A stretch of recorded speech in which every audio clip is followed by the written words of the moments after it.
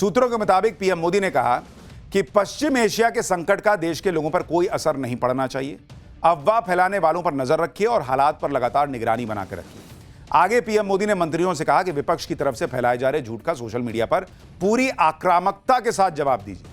PM Modi ने कहा कि भारत की तैयारियां बहुत मजबूत हैं। मौजूदा संकट से निपटने के लिए भारत की पड़ोसियों समेत कई दूसरे देशों के मुकाबले बेहतर तैयारी है। तेल और गैस को लेकर आज लोकसभा में भी बड़ा हंगामा हुआ। लोकसभा में भारी हंगामे के बीच आज पेट्रोलियम मंत्री हरदीप पुरी ने तेल गैस के संकट पर जवाब दिया। हरदीप पुरी ने कहा कि इतिहास में पहली बार ऐसा हुआ है कि हॉर्मुज स्ट्रेट कमर्शियल शिपिंग के लिए बंद है, फिर भी भारत इस क्राइसिस को दूसरों के मुकाबले बेहतर तरीके से मैनेज कर रहा है। भारत की क्रूड सप्लाई स्टेबल है क्योंकि इंपोर्ट को पहले ही डाइवर्सिफाई कर चुके हैं। हॉर्मुज से भारत का 45% क्रूड ऑयल आता था, लेकिन हॉर्मुज से सप्लाई में दिक्कत हुई तो उतना ही तेल भारत ने दूसरी जगहों से इसी बीच में सिक्योर कर लिया। नॉन हॉर्मुज रास्ते से भारत का क्रूड इंपोर्ट पहले 55% होता था, लेकिन अब यह बढ़कर 70% पर पहुंच चुका है। 2006-07 में भारत 26 देशों से तेल खरीदता था, लेकिन आज की डेट में भारत के क्रूड इंपोर्ट के सोर्स बढ़कर 40 देशों तक चले गए। पेट्रोलियम मंत्री दावा कर रहे हैं कि स्ट्रेट ऑफ हॉर्मुज बंद हो गया तो क्रूड की सप्लाई दूसरे सोर्सेज से कर ली, लेकिन क्या हम उतना इंपोर्ट कर पा रहे हैं जितनी हमारी जरूरत है? दूसरे सोर्सेज सप्लाई के बाद भी इंपोर्ट में कितना गैप है, मैं आपको बताता हूं। सुनिए जरा, इस वक्त स्थिति क्या है यह आपको बता रहा हूं क्रूड ऑयल के बारे में जो भारत खरीदता है, क्योंकि भारत में कोई बहुत बड़ा तेल का भंडार नहीं है। भारत का हॉर्मुज स्ट्रेट जो है, हॉर्मुज स्ट्रेट जहां से भारत का तेल आता है, वो कितना आता है? 45% आता है बॉस, भारत का तेल जो भारत की जरूरत का है। ये आज की डेट में क्लोज है, यानी ये बंद हो रखा है। तो भारत को 45% तेल कहां से आएगा बॉस जब यही रास्ता बंद है? अब हरदीप पुरी खुद कह रहे हैं कि नॉन हॉर्मुज स्ट्रेट से कितना तेल आता है भारत का? कह रहे हैं 55% आता है। अब बढ़ाकर इसको कितना किया? कह रहे हैं बढ़ाकर इसको हमने 70% कर दिया। यानी कि आपने कितना बढ़ाया? 55 का 70 किया, इसका मतलब 15% का आपका गेन है। 15% उधर से कवर कर रहे हैं ना। आपका बंद कितना हुआ है? 45%। यानी इंपोर्ट का गैप कितना है? इंपोर्ट का गैप आज की डेट में अगर आपके ही आंकड़ों को माने पेट्रोलियम मंत्री जी, तो 30% बनता है, क्योंकि जो 45% आता था अगर वो बंद है, 15% आपने उसको रिकवर किया है दूसरी जगहों से मंगा के, तो 30% कम ना पड़ रहा होगा फिर। और हमारा डेली कंजम्पशन जो है डेली का, वो है 55 lakh barrel per day. 55 lakh barrel per day, ये हमारा डेली का कंजम्पशन है। अब 30% अगर उसमें से कम है, मान लीजिए थोड़ा बहुत घर में आप कर रहे हैं, इधर उधर से भी करेंगे, 20% फिर भी तो गैप रह रहा होगा।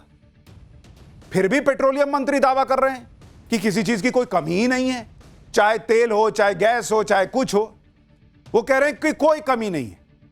अरे कैसे कमी नहीं है बॉस? ये तो आंकड़ों में दिख रहा है भाई। इस वक्त देश अगर संकट के दौर में है, दुनिया संकट में फंसी हुई है, हमारे पड़ोसी संकट में फंसे हुए हैं, तो खुल के बोलिए ना बॉस कि देखो ये संकट है, हमको भारतीय के तौर पे मिलकर लड़ना होगा। नरेंद्र मोदी के साथ पूरा देश खड़ा हो जाता। कोरोना में नहीं देखे हैं आप?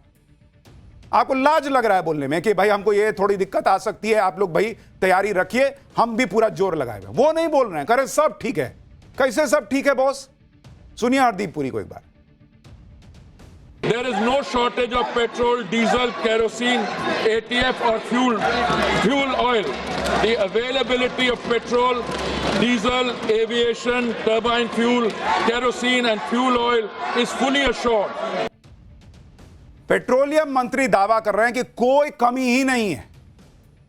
तो फिर स्ट्रेट ऑफ हॉर्मुज बंद रहे, हमको क्या फर्क पड़ता है? आपके हिसाब से कोई कमी नहीं है। जहां से 45% तेल आता था उसके बंद होने के बावजूद हमको कोई कमी नहीं, कैसे संभव है? इसलिए ना कह रहा हूं कि देश को सच बताइए, देश आपका साथ देगा बॉस। देश कोई नरेंद्र मोदी के खिलाफ नहीं है। यह वक्त यह नहीं है कि हमने सब कर दिया बोलने का। जो रियलिटी है वो बताइए। पेट्रोलियम मंत्री एटीएफ की भी बात कर रहे हैं। यह वो तेल होता है जिससे एयरलाइंस चलती हैं, प्लेन उड़ता है। लेकिन अगर एटीएफ की पूरी सप्लाई है तो फिर एयरलाइंस फ्यूल सरचार्ज लगाकर फ्लाइट के दाम क्यों बढ़ा रही हैं बॉस? इसको कौन देखेगा? आप ही ना देखिएगा बॉस। ईरान वॉर के बहाने एयर इंडिया जैसी एयरलाइंस ने फ्यूल सरचार्ज लगाकर टिकट महंगा कर दिया। Air India fuel surcharge domestic route पर लगा रही है। पहले लगाती थी कोई नहीं लगाती थी, 0 रुपया। अब 399 रुपया ठोक दी। अगर एटीएफ की कोई कमी नहीं है तो क्यों ये 399 रुपया एयरलाइन लगा रहा है? यूरोप के रूट के लिए पहले $100 लगता था, उसको बढ़ा के $125 कर दिया एयरलाइंस ने। अमेरिका के लिए पहले $150 लगता था, उसको $200 कर दिया।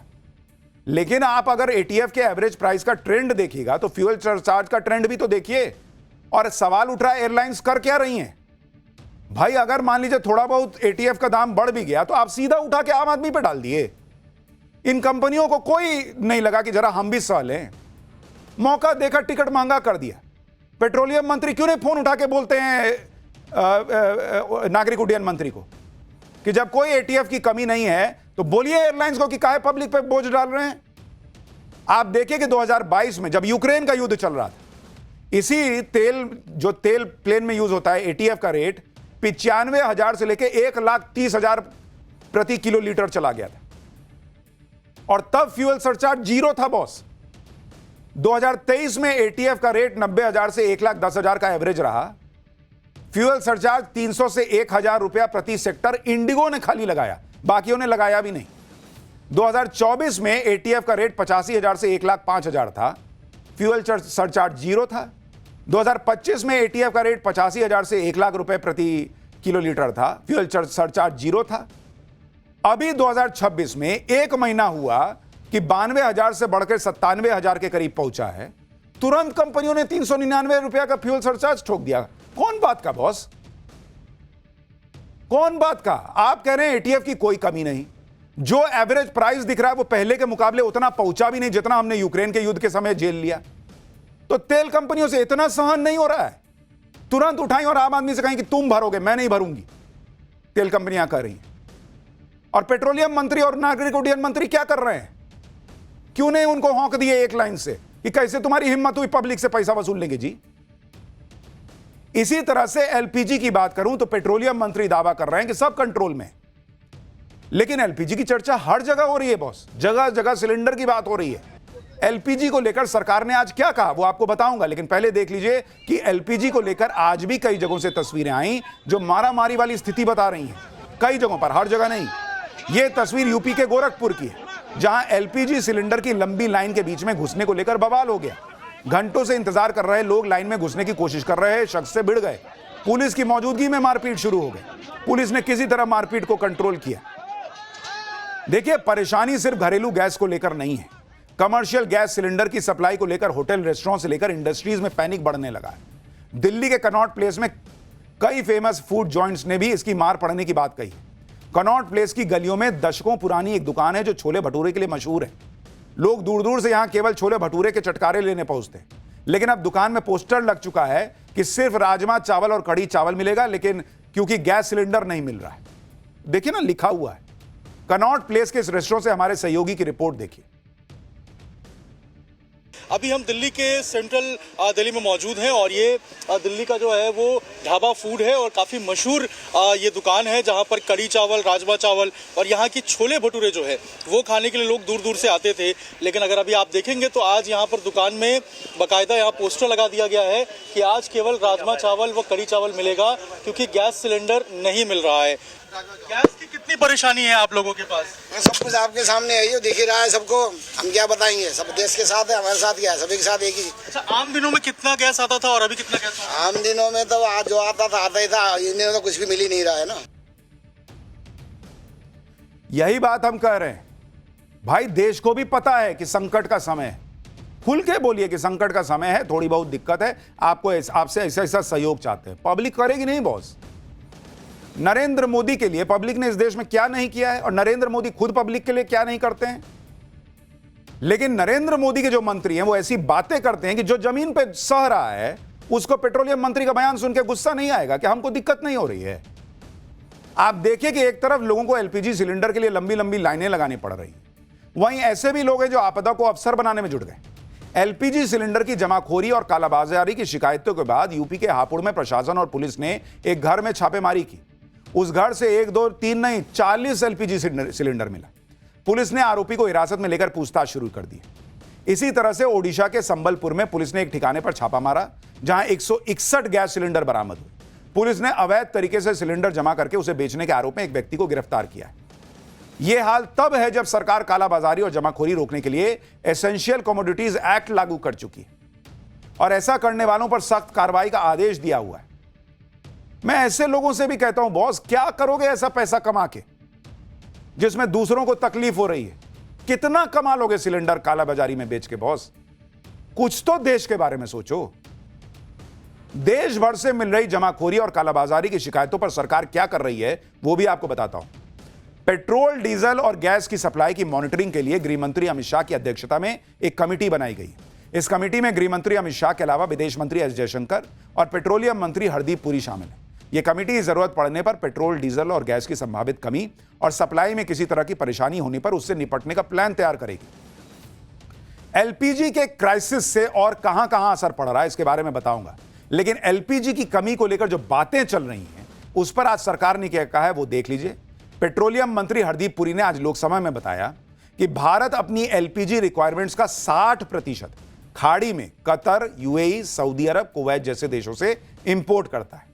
बाकी 40% एलपीजी का उत्पादन देश में होता है, लेकिन अब बाहर से एलपीजी इंपोर्ट को डाइवर्सिफाई किया गया है। America, Norway, Canada, Algeria, Russia जैसे देशों से एलपीजी के कार्गो मंगवाए जा रहे हैं। भारत में सभी रिफाइनरीज को भी कह दिया गया है कि एलपीजी का मैक्सिमम प्रोडक्शन करो। 5 दिन में रिफाइनरीज के जरिए एलपीजी प्रोडक्शन 28% बढ़ गया है। सरकार का कहना है कि एलपीजी की डोमेस्टिक सप्लाई प्राथमिकता में है और इसमें कमी नहीं आने दी जाएगी। कमर्शियल एलपीजी सप्लाई को भी आज से पूरी तरह से सुनिश्चित किया जाएगा। पेट्रोलियम मंत्री ने दावा किया कि एलपीजी की एक्चुअल शॉर्टेज नहीं है, बल्कि पैनिक बाइंग की वजह से दिक्कत दिख रही है। एलपीजी का जो संकट दिख रहा है उसमें प्रोडक्शन या सप्लाई फेलियर नहीं है, बल्कि डिमांड डिस्टॉर्शन है। डिमांड डिस्टॉर्शन है बॉस। वो मुज्तबा खामनेई कह रहे हैं कि हम रुकेंगे नहीं, इतना मारेंगे कि बदला लेंगे। डोनाल्ड ट्रंप कह रहे हैं कि हम ईरान को बर्बाद कर देंगे। वो आदमी नाच रहा है। किसी को युद्ध रुकने के आसार नहीं दिख रहे। जिसके घर में एक एक्स्ट्रा सिलेंडर है वो भी नहीं भरवाएगा, वो पैनिक में नहीं आएगा। बॉस आप कैसी बात कर रहे हैं? उसको पैनिक कहते हैं, उसको तैयारी कहते हैं। आप भी डाइवर्सिफाई कर रहे हैं ना कि इधर से तेल लाएं, उधर से गैस लाएं। आप तैयारी कर रहे हैं, वो तैयारी ना करे, कल को खत्म हो जाएगा, कौन देगा उसको? और अगर ये पैनिक बाइंग है तो 4 दिन में खत्म हो जाना चाहिए। कितनों के घर में 25-25 सिलेंडर होगा? सबके घर में एक एक्स्ट्रा सिलेंडर होता है। अगर कोई कमी नहीं है तो 4 दिन में खत्म हो जाएगा सब मामला। लेकिन ऐसे मत कहिए कि लोग जो है वो पैनिक, डिमांड डिस्टॉर्शन हो रहा है।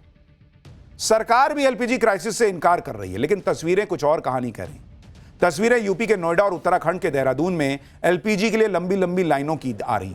सिलेंडर के इंतजार में लोग खड़े होकर कह रहे हैं कि 4 दिन हो चुके, अब भी कई लोगों को सिलेंडर नहीं मिला है। और मैं बार बार कह रहा हूं, ऐसा नहीं है कि किसी को सिलेंडर नहीं मिल रहा, लेकिन ऐसा भी नहीं है कि सबको तुरंत सिलेंडर मिल रहा है। देखिए लोग क्या कह रहे हैं। गैस नहीं मिला, अभी क्या बोला जा रहा है? 4 दिन से गैस नहीं मिल रहा है। 4 दिन से नहीं मिल रहा है। घर कैसे चल रहा है? अब कैसे चल रहा है, क्या करें? आप कब से आई हैं अम्मा? 4 बजे से। 4 बजे से लाइन में खड़ी हैं? हाँ। तो कब से आप लोग इस तरीके से इंतजार कर रहे हैं? कितने दिन हो गए? 3-4 दिन से हो रहा है। तो घर में क्या गैस नहीं है? नहीं सिलेंडर है, खत्म हो गया? खत्म हो गया है। बाल बच्चा इसे रो रहा है, खाने पीने क्या करें। आप कितने बजे से खड़ी हैं? मैं 4 बजे आई होगा, 12:30 बजे चले, चक्कर आ गए, मैं गिर गई और मुंह सूख रहा था तो मैं चले गई। अब लड़के को बुलाया, वो लेके गया। मैं उनके चल आंटी मैं घर पे छोड़ के आई, तो मैं कल भी सिलेंडर नहीं मिला। आज 3 दिन हो गया यहाँ पे।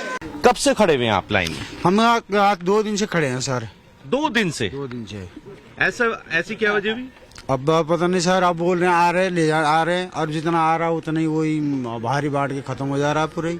क्योंकि कंडीशन ज्यादा होने के कारण यहाँ सिलेंडर नहीं मिल रहा। आप कब से खड़े हैं बाबूजी? मैं सुबह 5-5:30 बजे आया हूँ। मैं 4 दिन से चक्कर काट हूँ। अब कहता गैस आएगी ले जाना। और इन्हें मेरे को ये दे रखा टोकन आज के लिए। ये टोकन नंबर है ये। कोई कह रहा है 2 दिन से लाइन में हूं, कोई कह रहा है 4 दिन से लाइन में हूं।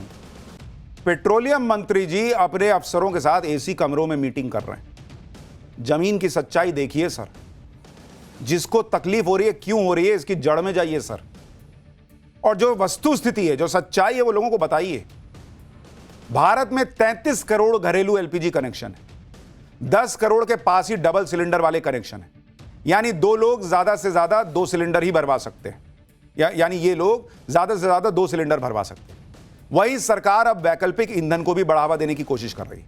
केंद्रीय पेट्रोलियम मंत्री हरदीप पुरी कह रहे हैं कि एलपीजी और गैस चैनलों पर दबाव कम करने के लिए वैकल्पिक ईंधन विकल्पों को सक्रिय किया जा रहा है। खुदरा दुकानों और पीडीएस चैनलों के जरिए केरोसिन तेल उपलब्ध कराया जा रहा है। पर्यावरण मंत्रालय ने राज्य प्रदूषण नियंत्रण बोर्ड को सलाह दी है कि 1 महीने के लिए हॉस्पिटैलिटी और रेस्टोरेंट को वैकल्पिक ईंधन के रूप में बायोमास, आरडीएफ पेलेट्स, केरोसिन कोयला उपयोग की अनुमति दे दो। इससे वैकल्पिक ईंधन अपनाने में मदद मिलेगी और प्राथमिकता वाले उपभोक्ताओं के लिए एलपीजी उपलब्ध हो सकेगा। एलपीजी की किल्लत की खबरों के बीच लोग इलेक्ट्रिक वाले विकल्प भी खोजने लगे। आप देखिए कि इंडक्शन चूल्हा की ऑनलाइन सेल 2 दिन में 30 गुना बढ़ गई है। बिजली से चलने वाले प्रेशर कुकर की सेल 4 गुना बढ़ गई है। वहीं एयर फ्रायर और इलेक्ट्रिक केटली की सेल 2 गुना बढ़ चुकी है। एलपीजी पर मचे बवाल के बीच वो लोग भी परेशान हैं जिनके घरों में पीएनजी लगी हुई है, यानी जिनके घर में पाइप से गैस आ रही है। पीएनजी के उपभोक्ता तो गैस भरवाकर भी नहीं रख सकते। एलपीजी को लेकर जो चर्चा चल रही है, उस बीच खबर आई कि दिल्ली एनसीआर में पीएनजी की सप्लाई करने वाली कंपनी इंद्रप्रस्थ गैस लिमिटेड को सप्लाई में कटौती करनी पड़ी। इंद्रप्रस्थ गैस लिमिटेड ने कमर्शियल और इंडस्ट्रियल ग्राहकों के लिए 20% की कटौती कर दी है। सभी कमर्शियल और इंडस्ट्रियल ग्राहकों को अब पिछले 6 महीने के औसत इस्तेमाल का केवल 80% ही गैस मिलेगा। यह फैसला इसलिए किया गया है ताकि पीएनजी के घरेलू उपभोक्ताओं के लिए गैस की सप्लाई सुरक्षित रखी जा सके। एलपीजी के क्राइसिस से मोबाइल और इंटरनेट कनेक्टिविटी पर भी असर पड़ सकता है, क्योंकि टेलीकॉम टावर बनाने वाली कंपनियों को एलपीजी सप्लाई पर असर पड़ रहा है। टावर कंपनियों को एलपीजी सप्लाई पेट्रोलियम और नेचुरल गैस मंत्रालय के आदेश पर बंद की गई। आदेश में कहा गया कि पब्लिक सेक्टर की द्वारा खरीदी गई एलपीजी सिर्फ घरेलू एलपीजी कंज्यूमर्स को ही दी जाए। एलपीजी सप्लाई में रुकावट पहले से ही टेलीकॉम टावर बनाने पर असर डाल रही है। अगर जल्द ही टावर कंपनियों को एलपीजी सप्लाई नहीं मिली तो नेटवर्क इंफ्रास्ट्रक्चर पर असर पड़ेगा, जिससे मोबाइल कनेक्टिविटी भी कमजोर हो सकती है कुछ इलाकों में। एलपीजी की कमी से आईटी कंपनियों में भी हलचल मची हुई। कई बड़ी कंपनियों ने अपने वर्कर्स को वर्क फ्रॉम होम करने के लिए कह दिया। ऐसा इसलिए है क्योंकि एलपीजी की कमी की वजह से कंपनियों की कैंटीन में खाना नहीं बन पा रहा। इन्फोसिस ने कर्मचारियों को ईमेल करके कहा है कि डोसा और ऑमलेट बनाने वाला काउंटर अगली सूचना तक बंद रहेगा। इन्फोसिस के पुणे, बेंगलुरु और चेन्नई के सभी कैंपस में फूड कोर्ट बंद हो सकते हैं। HCL टेक ने चेन्नई दफ्तर के कर्मचारियों को 12 और 13 मार्च को वर्क फ्रॉम होम का ऑप्शन दिया हुआ है। गैस सप्लाई में रुकावट से रेस्टोरेंट के काम और ऑनलाइन डिलीवरी के ऑर्डर पर असर पड़ सकता है। इस आशंका के बीच फूड डिलीवरी प्लेटफॉर्म और रेस्टोरेंट ऑपरेटर कंपनियों के शेयर गिर गए। स्विगी और जोमैटो की पेरेंट कंपनी इटर्नल लिमिटेड के शेयर ऑलमोस्ट 5% के आसपास गिर गए। स्विगी भी इतने ही मार्जिन से गिरने के बाद 0.74% नीचे ट्रेड कर रहा है। केएफसी और पिज्जा हट की franchisee Sapphire Foods India Limited के शेयर 1.7% गिर गए। रेस्टोरेंट ब्रांड्स एशिया लिमिटेड, जो भारत में बर्गर किंग आउटलेट चलाती है, उसके शेयर भी करीब 2.25% गिर गए। भारत में मैकडॉनल्ड्स आउटलेट चलाने वाली वेस्टलाइफ फूड वर्ल्ड लिमिटेड के शेयर 2.5% से ज्यादा गिर गए। इस बीच कई मीडिया रिपोर्ट में दावा किया जा रहा है कि स्विगी और जोमैटो की डिलीवरी में भी कमी आई है। दावा तो यह भी किया जा रहा है कि जिस डिलीवरी बॉय के पास 30 डिलीवरी के ऑर्डर होते थे, उसके पास 5 ऑर्डर ही बचे। लेकिन हमने कुछ स्विगी और जोमैटो वालों से बात की, उन्होंने कहा कि बहुत इतना कोई मैसिव अंतर नहीं आया है। तो हमने जहां बात की वहां की स्थिति है। लेकिन सच यह है कि देखिए, दुनिया में संकट है, भारत अछूता नहीं है। मोदी सरकार प्रयास कर रही है, इसमें भी हम ये नहीं कहेंगे कि नहीं है, कर रही है। लेकिन कोई संकट नहीं है, जीरो संकट है, यह भी स्थिति नहीं है। कनेक्ट कीजिए पब्लिक से, खुल के बताइए, इसमें कोई लाज की बात नहीं है। और जो पब्लिक के लिए हो सकता है कीजिए। पब्लिक सर्वोपरि है बॉस। पब्लिक को कोई चिंता नहीं होनी चाहिए, पब्लिक को कोई पैनिक नहीं होना चाहिए, पब्लिक को कोई परेशानी नहीं होनी चाहिए, कोई मुनाफाखोरी ना हो, कंपनियां रेट ना बढ़ाएं, ये सब सरकार का देखना काम है।